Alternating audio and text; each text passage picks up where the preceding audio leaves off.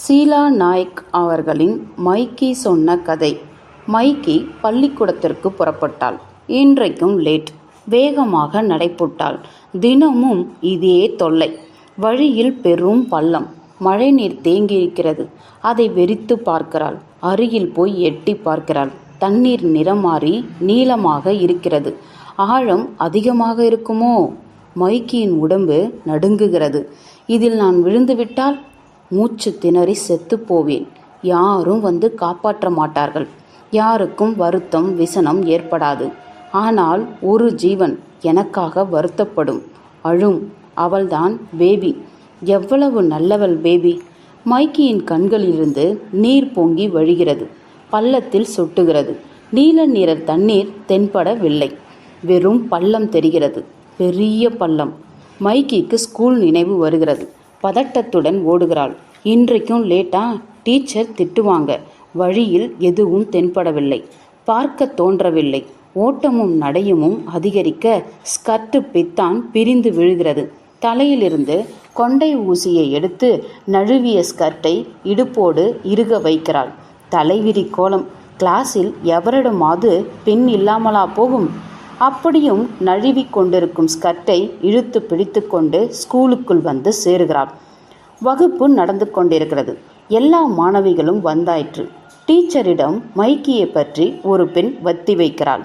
தெளிவாக கேட்கிறது. எல்லா பெண்களும் சுவாரஸ்யமாக கவனிக்கிறார்கள். மைக்கி வெளியிலேயே நின்று கேட்டுக்கொண்டிருக்கிறாள். டீச்சர், அந்த மைக்கி பொய்யெல்லாம் சொல்லி கொண்டிருக்கா. டீச்சர், என்னவா? அவள் சொல்கிறா, டீச்சர், எங்கள் வீடு ரொம்ப பெருசு, மோட்டார் கார் இருக்குது, அப்பாவுக்கு ஆஃபீஸில் பெரிய வேலை, அம்மா வீட்டில் தினமும் விருந்து சமைக்கிறாங்க, தினுசாக செய்கிறாங்க. அப்படியா? பெரிய வீடா? எவ்வளவு பெருசு? எல்லாம் கப்ஸா டீச்சர், சின்னோண்டு குடிசை. மைக்கி அப்பா ஒரு குடிகாரன். அவள் அம்மா கடை தெருவில் மீன் வியாபாரம். கடைக்கு எதிரே கூறு போட்டு விற்கிறா. மைக்கியால் கேட்க முடியவில்லை. வாசல் படியில் நின்று கேட்கிறாள். நான் உள்ளே வரலாமா டீச்சர்? எல்லார் கண்களும் வாசல் பக்கம். டீச்சருக்கு சங்கடமாக இருக்கிறது. தலை அசைத்து உள்ளே வர அனுமதிக்கிறாள். மௌனம் நிலவுகிறது. மைக்கி தன் இடத்தில் ஜூலி உட்கார்ந்திருப்பதைக் கண்டு துணுக்குறுகிறாள். ஜூலி, என் இடத்தை விடு. இடம் பிடித்த பெண் அடம்பிடித்தாள். நகரவில்லை. டீச்சர் இடத்துல சொல்லட்டுமா? சொல்லிக்கோ போ. டீச்சர், என் இடத்தில் ஜூலி உட்கார்ந்துக்கிட்டு எழுந்திருக்க மாட்டுகிறாள். சொன்னாலும் கேட்கல டீச்சர். அவள் எழுந்திருக்காட்டி நீ அவள் இடத்துல போய் உட்காரு. டீச்சர், நான் அங்கே உட்கார மாட்டேன். உட்கார வேண்டாம், நின்றுக்கிட்டே இரு. வந்ததே லேட்டு, இடத்துக்கு உரிமை கொண்டாடுறது வேற. அவள் இடத்துல போய் உட்காரு. ஜூலி, நீ எழுந்திருக்க வேண்டாம், இங்கேயே குந்திரு, நான் நிற்கிறேன்.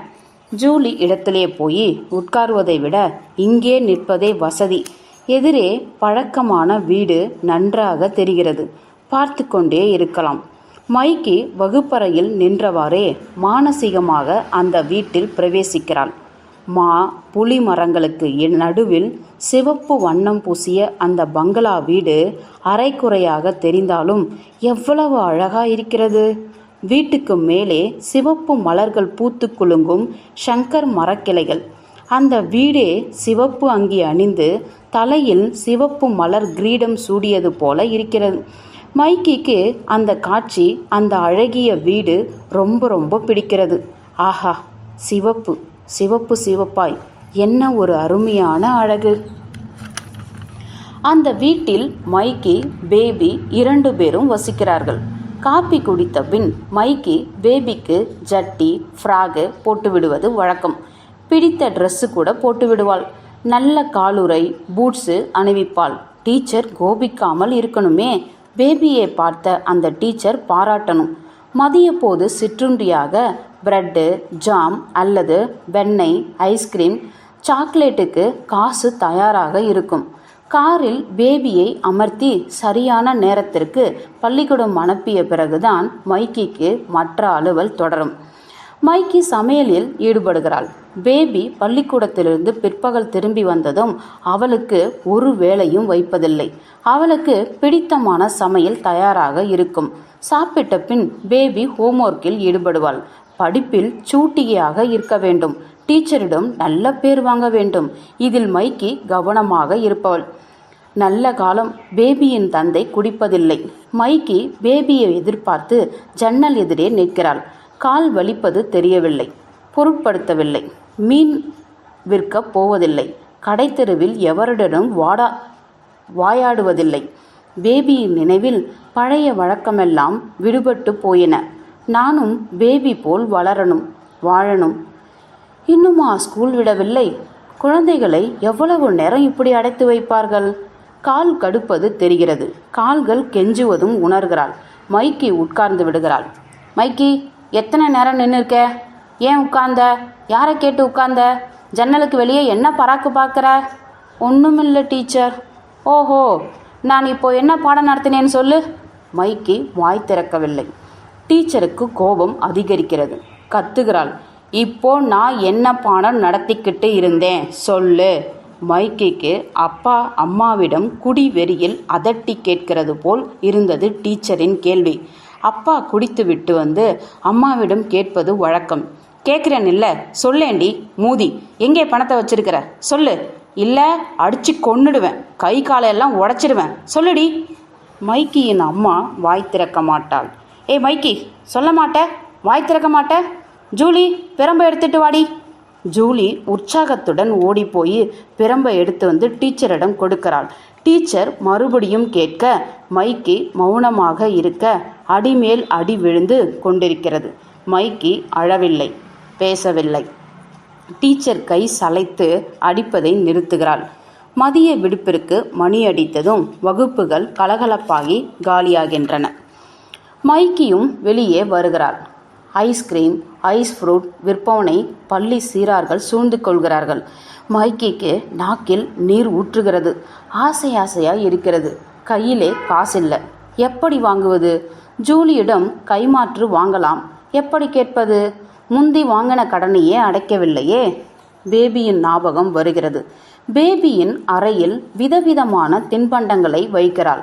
ஐஸ் ஃப்ரூட் கூட வைக்கிறாள். ஒன்றை கூட எடுத்து சாப்பிட தோணுவதில்லை. தனியாக இருக்கும்போது நாத்தினவு எழுகிறது. கனவிலிருந்து விடுபட்டு எதிரே பார்க்கும்போது டீச்சர் தென்படுகிறார். பொல்லாத டீச்சர். எப்பொழுதும் என்னையே அடிக்கிறாள், அதட்டுகிறாள். மற்ற பிள்ளைகள் என்னதான் விஷமம் செய்தாலும் கண்டு கொள்வதில்லை. அற்பம், முசடு, சைத்தான். சுரைக்கா மாதிரி வைத்த சாட்சிக்கிட்டு நிற்கிறாள். நடையப்பாரு டபக் டபக்குன்னு முக்கி முணங்கிக்கிட்டு மலை மேலே ஏறுகிற மாதிரி திணறல் நடை. நிறை மாதம். கடவுளே, இந்த பொல்லாத டீச்சருக்கு பெண் குழந்தை பிறக்க வேண்டும். சுருளா தலைமுடி இருக்க வேண்டும். என் சுருள் தலைமுடியை பார்த்தா இந்த டீச்சருக்கு எரிச்சல் படுகிறாளே. அதுக்காக தான் கடவுளே, என் வேண்டுகோளை நிறைவேற்று. மணி அடிக்கிறது. எல்லா பிள்ளைகளும் வகுப்புக்குள் அடைகிறார்கள். இப்பொழுது இன்னொரு சைத்தான் டீச்சர் வரப்போகிறார். கணக்கு டீச்சர். நேற்று சொல்லிக் கொடுத்ததை இன்று கேட்கப் போகிறார். ஒன்று கூட நினைவில்லை. நேற்று சொல்லிக் கொடுத்த போது மைக்கி புரிஞ்சுதா என்று கேட்டபோது புரிஞ்சிச்சு டீச்சர்னு பதில் சொன்னேன். அப்போ மனம் கவனம் பாடத்தில் இல்லை. புரியாதிருந்தும் பொய் சொன்னேன். இன்று மாட்டிக்கொண்டு அவமானப்பட போகிறேன். டீச்சர் பிளாக் போர்ட் பக்கம் அழைத்து மைக்கி இந்த கணக்கை போடு என்று சொல்லுவார்கள். எப்படி போடுவேன்? பேபியை ஸ்கூலுக்கு ரெடி பண்ணி அனுப்பி வைக்கவும் வந்ததும் கவனிக்கவும் தான் நேரம். படிக்க எழுத நேரம் ஏது? சில நாள் பள்ளிக்கூடத்தில் கொண்டு விடவும் மாலை அழைத்து வரவும் வேண்டும். அன்று ஸ்கூல் மட்டமாகிறது. பேபி மலை மேல் பங்களாவில் இருக்கிறாள். ஓட்டமும் நடையுமாக வந்தால் ஸ்கூலை எட்ட 5 நிமிடம் போதும். பேபி ஓடி வரமாட்டாள். மைக்கி கேள்வியை மறுபடியும் படிக்கிறாள். புரியவில்லை. விடை தெரியவில்லை. அக்கம் பக்கம் திரும்பி பார்க்கிறாள். தோழிகள் ஜாடை காட்டுகிறார்கள். அப்படியும் விடை விளங்கவில்லை. 1 மணிக்கு எத்தனை நிமிடங்கள் சொல்லு. மைக்கி மௌனம். டீச்சர் மறுபடியும் கேட்டு பதில் வராததால் பிரம்பை எடுக்கிறாள். மைக்கி அழுகைக்கு முன்பாக அடக்கமாக சிரிக்கிறாள். ஏழாமை, இரங்கல் காட்டும் ஏழை சிரிப்பு. சிரிப்பு என்ன வேண்டி கிடக்கு? பதில் சொல்லு. 1 மணிக்கு எத்தனை நிமிடங்கள்? மைக்கி அமுக்கச் சிரிப்பையும் நிறுத்திவிட்டு ஊமையாகிறாள். டீச்சர் கோப ஆவேசத்துடன் மைக்கியை பிரம்பால் கை, முதுகு, கால், இடுப்பு என்று அடித்து கொண்டிருக்கிறாள். மைக்கி அலறவில்லை. மூதி, யாருக்காக பாடம் நடத்துகிறேன்? பெஞ்சுக்கும் மேஜைக்குமா? இந்த சுவருக்கா? மரம் மண்டை, உனக்கு ஸ்கூலு பாடம் உதவாது. பஜாரிலே குந்திக்கிட்டு மீன் வியாபாரம் செய். உன் ஆத்தா மாதிரி வம்பு வளர்ப்ப, வாய்ச்சண்டைன்னு போது போய் தொலை. மைக்கிக்கு வேதனை, துக்கம், அவமானமாய் இருக்கிறது. அப்படியும் கண் கலங்கவில்லை. அடுத்தது டிராயிங் வகுப்பு. மைக்கிக்கு விருப்பமான வகுப்பு. டீச்சர் விதவிதமாக படங்கள் வரைந்து காட்டுவார். இன்று மலர்களை வரைந்து பிள்ளைகளையும் வரைய சொல்கிறார். மைக்கிக்கு பிடிக்கும் இந்த டீச்சரை. மைக்கி சித்திரம் வரையலானாள். நான் பேபியை ஒரு நாளும் அடிக்க மாட்டேன். கணக்கு டீச்சருக்கு தான் ஒரு நாள் அடி விழணும். அப்போதான் அடி வாங்குற துன்பம் தெரியும், வலி தெரியும். ஒரு நாள் அப்பாவிடம் முறையிடணும். அப்பா, கணக்கு டீச்சர் என்ன தினமும் அடிக்கிறாங்கப்பா. இவ்வளவு போதும். தண்ணி போட்டுட்டு வந்து கதிரருவாளை தூக்கிட்டு டீச்சரை மிரட்ட வந்துடுவார். டீச்சர் நடுங்கி ஓடி ஒளிஞ்சிருவாங்க. பார்க்க தமாஷா இருக்கும். நல்லா வேணும். என்ன செம்பட வச்சு மீன் கூடைக்காரின்னு ஏசினாங்க இல்லையா? நான் ஒரு காலும் மீன் விற்க போக மாட்டேன். படித்து பாஸ் பண்ணி டீச்சராக போவேன்.